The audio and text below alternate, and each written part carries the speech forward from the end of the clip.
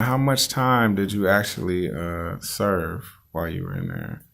Well, I got the case in 1982 and was charged with first degree murder. And I was in this since I got out the first time in 2017, which had made me do 27 years Wow. straight. And then they had violated me a couple times, and they did four there, added four more on there, and then four more on there. So it went another maybe 7 to 8 years. So it ended up around 36, 37 years. So, Wow. it was a long time. That's basically, it's over 70% of my life that I've been on the planet.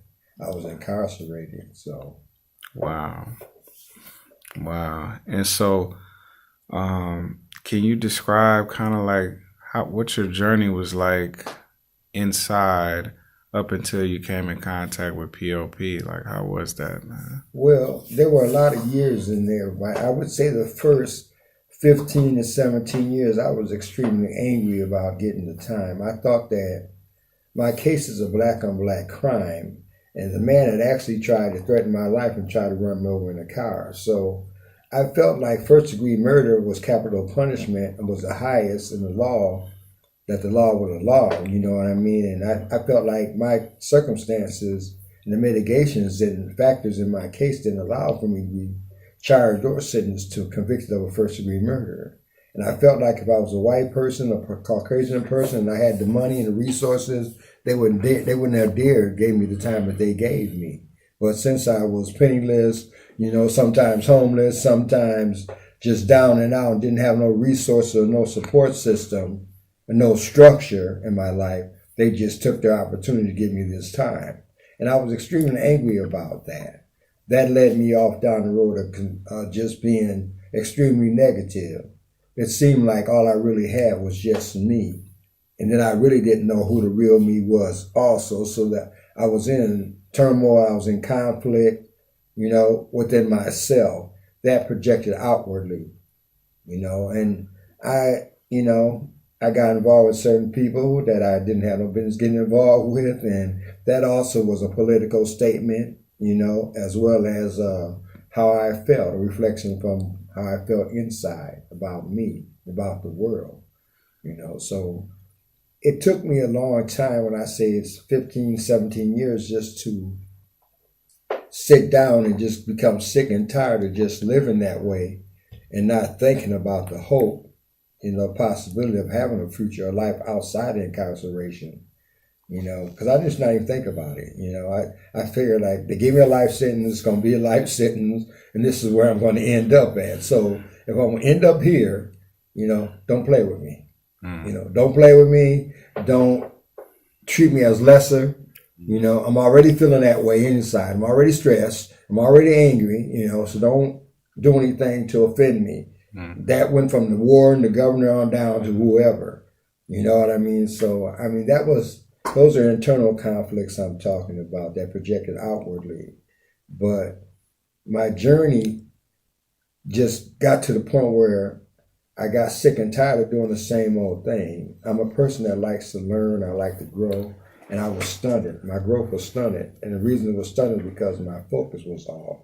And the structure, I didn't really even like the structure because that made me have to sit down and reflect internally, And I was that person, you know what I mean? I was that person. And pop wasn't even in existence then.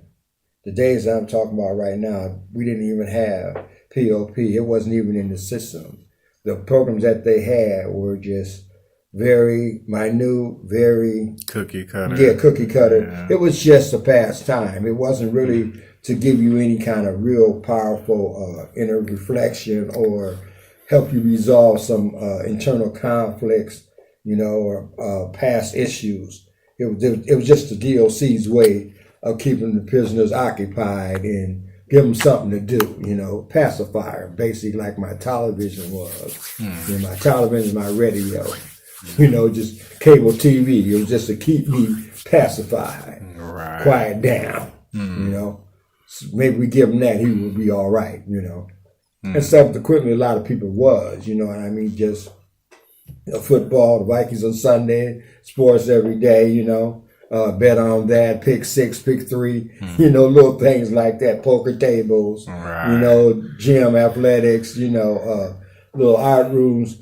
I had started doing art in the penitentiary. When I started doing art, I started seeing some of the pictures I did. I did a couple of drawings and a couple of paintings that were reflective of how I felt inside, and I really didn't know it at the time.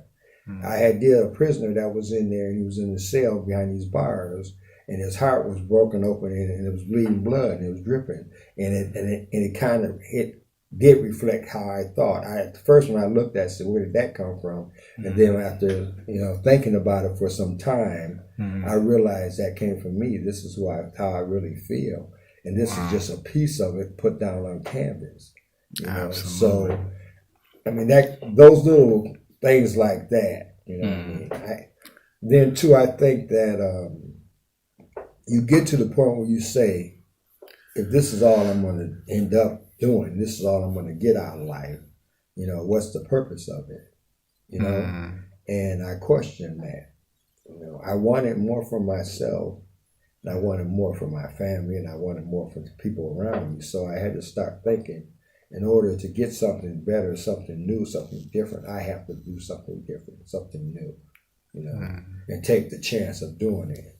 You know, and that's the first thing I did. I said, well, the people that I were hung around with that were negative, that were really stuck in whatever, they could do whatever they wanted to. They all had a release date, out date. I didn't have one. So I decided that my first thing I'm going to do is work on getting me an out date. I don't believe it. You know what I mean? Believe it. You know, we have, you know, 8 statements to the good life that I learned later, but I was practicing then what I didn't know. You know what I mean? About the good life. I had made up in my mind I was going to get it. I had claimed it. I believed it, and I walked it by faith. Wow. So about what year did you actually come in contact with POP? I think POP started when they first started around 2004 in Lino Lakes. I actually have the piece of paper at home in my photo album where they start talking about the class and the criteria, what the class was in order to get into it. You know what I mean? It was a requirement that you took other classes and you learned other things before you came to POP. Because they wanted you to be aware of yourself, other people, your emotions, and your content. They wanted you to actually be able to contribute from a personal level. Now, like you said, there were other programs, obviously, in the institution. Right. But what was it inside that attracted you? Like, what was the dynamic about POP inside that kind of attracted you to the power of people? I believe, this is me personally, this is my own personal statement here. I believe that the Power of the People program is just the word itself, in the power of people. You know, it talks about people, and it specifically talks about people who are disenfranchised, people that society claims to be their throwaways, segments of people that they don't think is redeemable. People who have done heinous things like my murder, you know what I mean? People that have done things that were really sometimes somebody would consider unconscionable. But however, right, my personal inside thoughts and feeling was always that everybody is redeemable. Some people may not get the chance to be redeemable, but believe me, there's something valuable in those people. You know what I mean? So I wanted to be a part of that. I was a part of Rafiki, which was a Black program, you know, and from that, Marvin Clark and some other people who participated in that, it kind of motivated me on to want to do some more, you know. I don't know, the way society is, and the way it's orientated, it's geared to think that people of color are less intelligent, less emotional, less everything than the privileged white minority. You know what I mean? So I wanted to be a part of that. You know, these are my people. You know, it be them, you know, Caucasian, Native, Mexican, Latino, whatever. These are my people. Absolutely. You know what I mean? And then when I say my people, I done did up this time with these guys. I grew up with these guys. You know, it crosses barriers. Power of people crosses barriers. If we're not stuck on a certain race, we're not stuck on a certain kind of, you know, creed. Right. Yeah. You have the opportunity to learn and grow, and we respect you for that. Absolutely. And so, after you became a part of POP, and you felt all these vibes and these experiences like you did, you could have just completed the program and said, I'm gone, and went to the next. What was it about POP that made you stay and continue to be a part of the movement? Here's the thing here. Here's a little known fact here. In my situation, in my scenario, I actually, when POP came out to Mount Lace in 2004, I had got there in 2003, and it came out in 2004, and I had got the newsletter flyer to what the requirements was and what it was going to do. They actually had a time limit on it where you had to be within a year and a half of release or 2 years of release. I was nowhere near that, right? And to be honest with you, I wasn't even ready for POP. You know, it took me a long time even just to get ready for POP. I mean, intellectually I was ready, and I could articulate, I could do that, but emotionally I wasn't ready. I wasn't settled. You know what I mean? Some of the things that POP talks about as far as the rigorous honesty, being transparent, being accountable for your actions, your deeds, and just being able to put it out there, I wasn't ready. I had a lot of things still in me that I kept secret and I kept locked up that I didn't want to share. And Mr. Price used to tell me all the time, well, Amos, come to my program and just try it. Marvin Clark used to say that. And other people who were facilitators of the program, they used to say, well, I grew up with these people. I know these people. They know me personally. They know me intimately.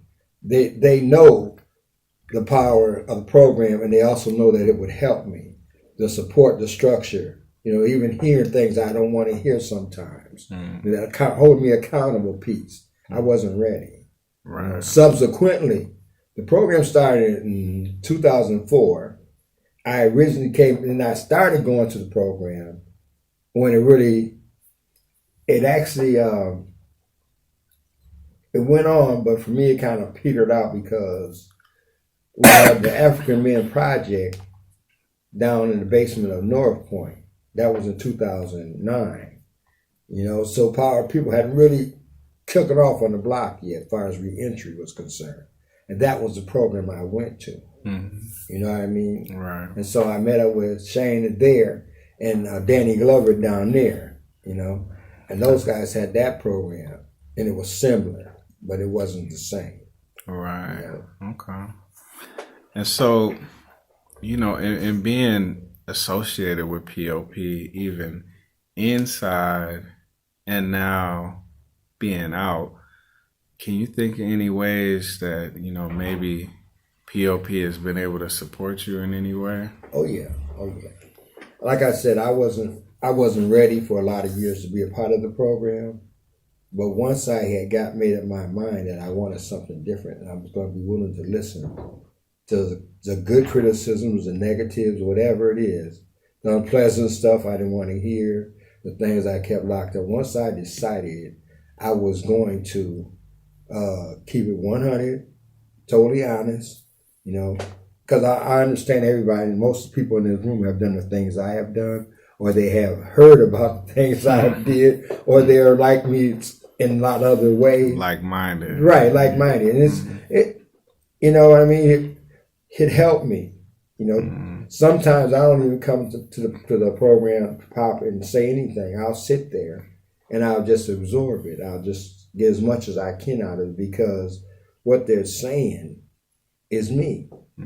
Not just the lessons, not just the the feelings, the emotions, that they're me. It's a mirror and reflection of myself. So all I have to really do is be still, quiet my mind, be still, and absorb what information I'm being given. And there's a spirit to it. You know what I mean? There's a spirit to it that once you have experienced that, you know, it's like different. You're not coming right. It's the inner thing. The inner healing. Right. That's what it is. The inner healing. And what I think what most people don't realize, they really don't know what we're doing in pop. They don't know what we're doing in that room, what the people feel, what they're doing in that room. But believe me, if they come into this room one time, they'll want to come back. And that's what happened to me. I want to come back. And then I also know that Pop has my back in a real way. They're not going to sugarcoat the stuff that's going on. They're not going to say things to appease me, you know, or to make me feel happy, you know.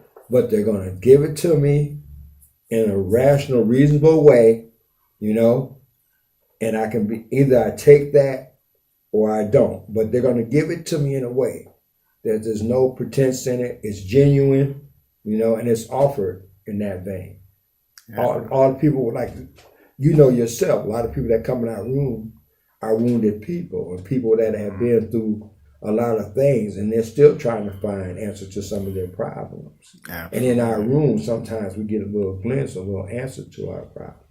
That silent cry. Silent cry, yeah. Those unresolved issues. And yeah, you're right about that. So for me, they helped me in a lot of ways. Just that piece by itself is important. Mm-hmm. I was a person that was wandering. I was lost. I was confused. I really didn't have an identity. I was looking for all of that. Mm-hmm. You know, I was looking for all of that. And then once I came to Power of the People, I found all that. Wow. You know, so I mean, I'm happy. I mean, if the program was to disband or whatever, something was to happen to it today, I would still carry those pieces around with me. So if someone's like you just said, what did you get out of that? What was that about? Right. What was POP about to you? What did you get out of that? Mm-hmm. I got everything. It's infinite. It's gonna always. It's a piece of me. Mm-hmm. It's like a family member that'll always be in history. It'll always be in my legacy. When you talk about me, you're gonna talk about POP. You know. And now, you know, this next question was a little bit. I know it was emotional for me and a few other guys because it was scared to think about if I really took an honest approach. But where do you think you would be without POP?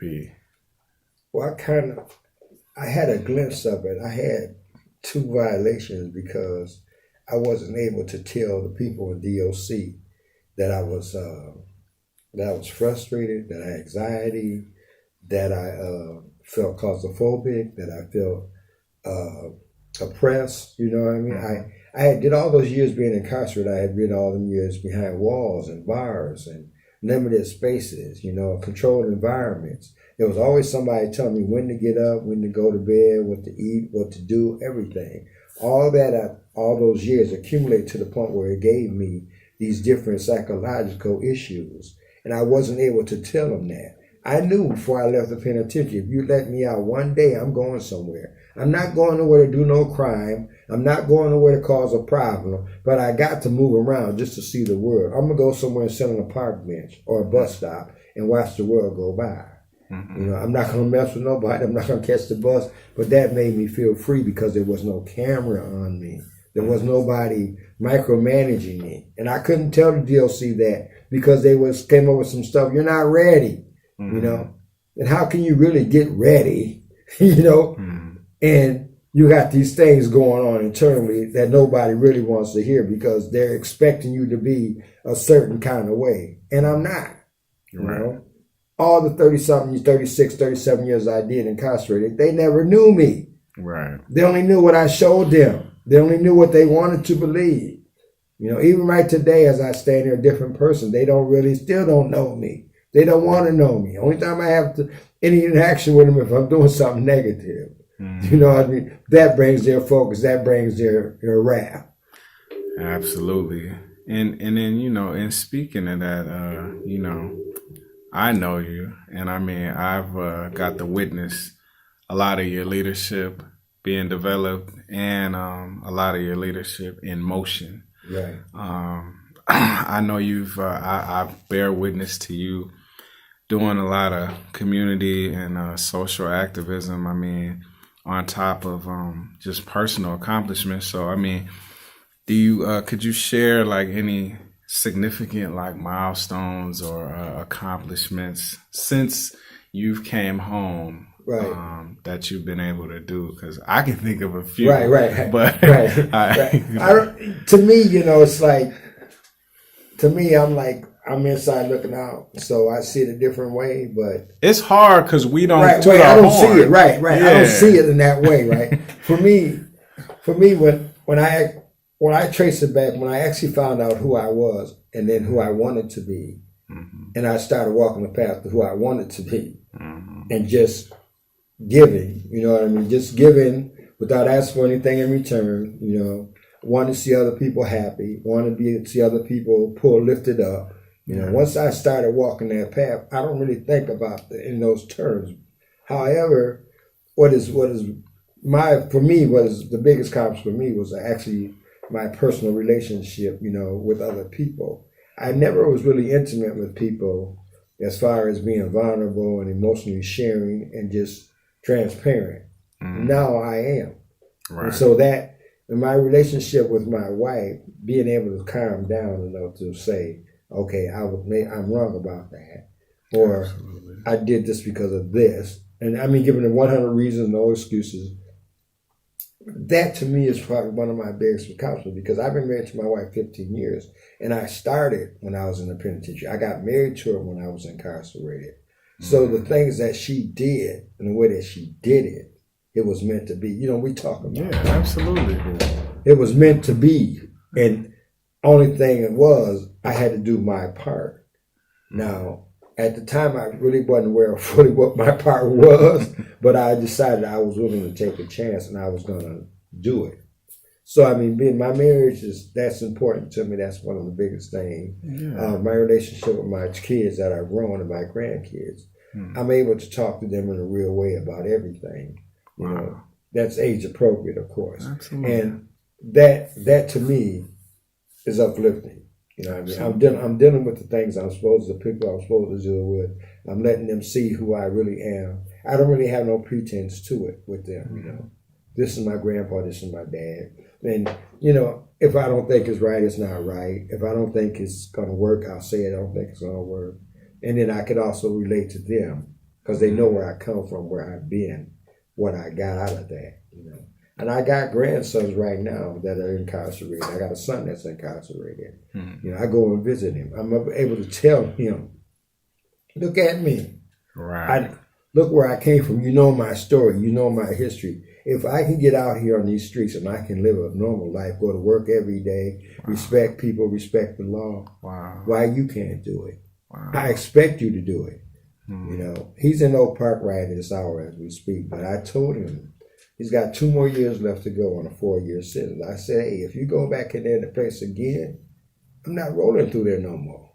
I'm not rolling through it. I love you. I may send you money. I'm going to write you and do all that stuff, but I'm not going to get in my car, make appointments, and do all the other stuff I have to do to come and see you in that place because you're not focusing on a good life out here. There's nothing in there for you. And if there is, then I have to leave you in there to whatever. Right. So that's a big accomplishment for me. Like you said, I got jobs that I didn't think I could get. People said I couldn't get, right? Absolutely. I was waiting. I wasn't going to say nothing. But I mean, people tell me, well, you can't work for the state because you have a criminal record and you have a background. They don't hire felons, I'm saying to myself, well, the work I did when I was incarcerated, minimum, was outside work. I worked at the Plymouth Station, on Minnetonka Boulevard. I worked the Plymouth Station. I worked in Minnetonka. Then I worked in Shoreview. I worked in 3 MnDOT stations on the street when I was incarcerated on a minimum out there, They called it the Equal Crews. We came in, we worked from Monday through Thursday, and we did 10 hours every day. Exactly. So I what's did the everything. difference? Yeah. Everything that these people, MnDOT was doing and they doing right now, You've done I it. done it. I did it for about 8-9 years straight. Mm-hmm. You know what I mean? 4 days a week. You know what I mean? And I started off as a quarter, 25 cents, or I think it was $1.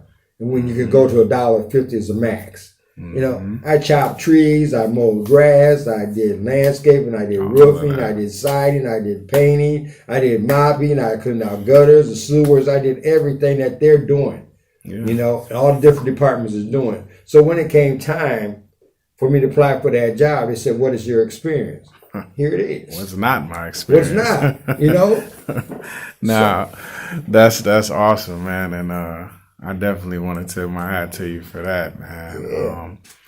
Now now you hear the term pop guy. Right. We know what it means. Right. But the world does not. That's true. That's true. Now, what is your definition of a pop guy? Hey, the world doesn't know what a pop guy means, but there's a significant reason to be called that. There's pop guys and there's pop guys. And I say that to be that there's different degrees, different levels of a person's involvement, a person's attachment. You know what I mean? But for me, like I told a friend recently, one of the pop guys, right? He called me on the phone, was having problems. And he said, "Man, I gave this man this $200. He took my money, fixed my truck, and wouldn't fix it. He didn't give me he fixed my truck, won't give me my money back." Right? He said, "Amos, what?" He said, what can I do?" I said, "First of all, man, you're a pop guy." Now, when I say the pop guy, for me, my definition of a pop guy is a person of good standing, good moral character, a person that wants a good life, a person that cares about his family, cares about his community, and he cares about himself. Ooh. Right? So that's a pop guy. When I say pop guy, if I call you a pop guy, that's what I'm thinking. You know, that's heartfelt. That's rationalized out already. There's no ifs, ands, or buts. If I don't think you're a pop guy, I'm not going to call you a pop guy. And that's not a disrespectful thing. It's just me. You know, it's just me, because this room, that title is earned. You work for that title. People don't understand that. Outside looking, I say I'm a pop guy. They look at me like, "What? So what? What does that mean?" Well, okay, you don't understand what that means. But if you stay around me long enough, you'll come to understand what that means. Pieces of it anyway. And I'm going to invite you to the room. I'm going to invite you to pop so you can see for yourself. Yes, sir. You don't have to be a pop guy. You can be a pop lady. You know, we got pop ladies here too. We got pop queens. We got pop ladies here too. And we talk about kids. this, right? We got pop kids too. So it ain't like you just pop guys. It's like we're just one category, right? You know, we're striving on all different levels here, and our growth is phenomenal. And the reason it's phenomenal is because there's a spirit to it. You know, there's a spirit to it. We're anointed to do what we do. Absolutely. We done walked the path a lot of people walking didn't make it. At least I had. You know what I mean? All the years I did. Absolutely. And it wasn't through me. It wasn't what I did. Because there was times I didn't know who I was and what I was really about or where I was going. I was just tossed in the air. Somebody put their hand on me. So.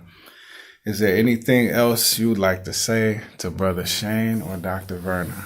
Well, I appreciate what they both did, because they definitely, her for writing the books, hers for taking the young ladies that need her guidance. Both of those two are examples of what you want to be like, what I like to be like.